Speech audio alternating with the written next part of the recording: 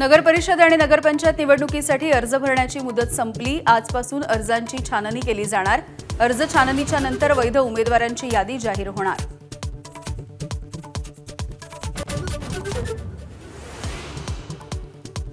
Bogus Shalarth आयडीचे प्रकरण। नागपूरमधील 152 शाळांमधील 632 शिक्षकांचा 9 महिन्यांपासून पगारच नाही। आम्ही दोषी असू तर आमच्यावरती कारवाई करा, अन्यथा पगार द्या, शिक्षकांची मागणी।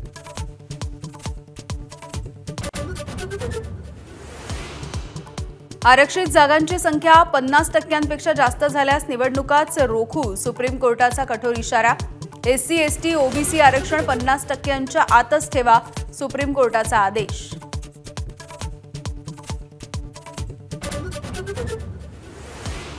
भंडारा गोंदियासह यवतमाळमध्ये थंडी वाढण्याचा हवामान खात्याचा अंदाज। किमान तापमान 8 ते 9 अंश सेल्सिअसच्या घरात, नागरिकांकडून शेकोटीचा आधार।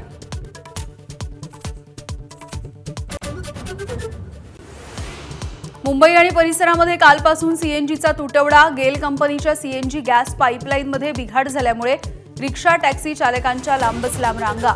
दुपारपर्यंत सीएनजी पुरवठा पूर्ववत होण्याची शक्यता। काँग्रेसनं केवळ जंगलात नाही तर शहरातही माओवाद्यांची पाळंमुळं मजबूत केली।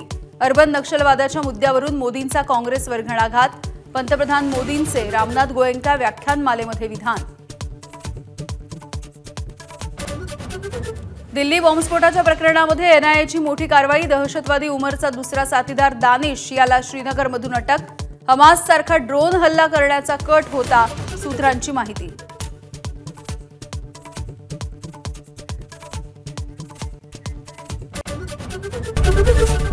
एबीपी माझा, उघडा डोळे बघा नीट।